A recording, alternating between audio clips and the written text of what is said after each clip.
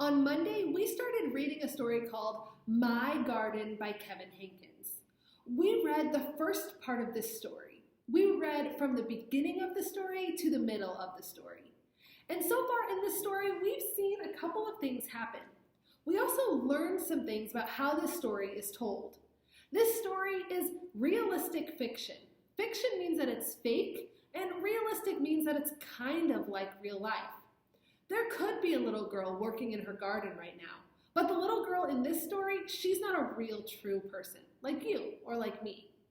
So this is called realistic fiction, and it's told as a personal narrative. It's a personal narrative because the little girl is the one telling the story. We never learn her name. She tells the story by using words like I and my as she's telling her story.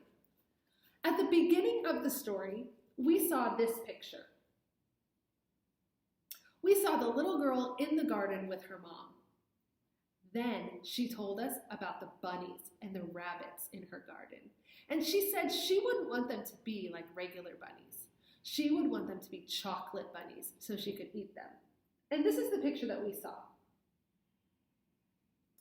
After that, she talked to us about how she would plant seashells in her garden.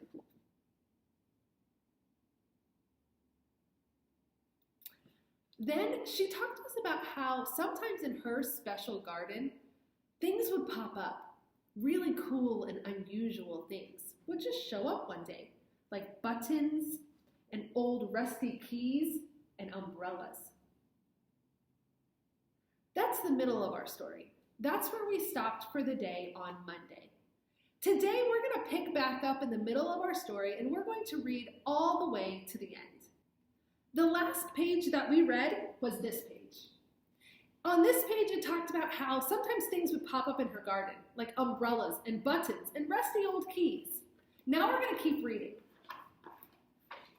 In my garden, there would be birds and butterflies by the hundreds, so that the air was humming with wings.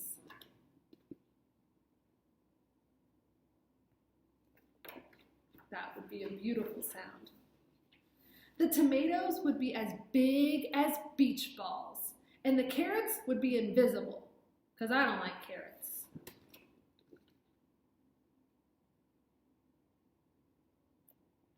In this personal narrative, you can hear the little girl's voice. It sounds like a young child, your age, is telling this story.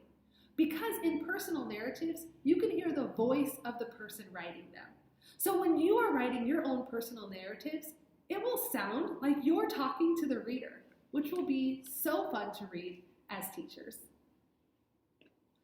At night, the morning glories would stay open, shining like stars, and the strawberries would glow like lanterns.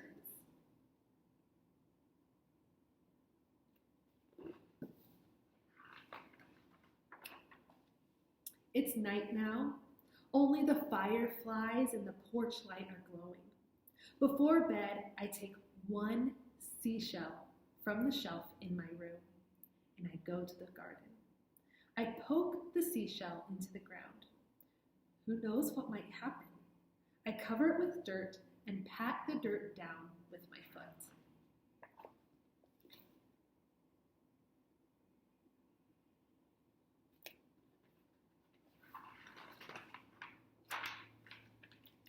What are you doing? Asked my mother. Oh, nothing, I say. Just working in the garden.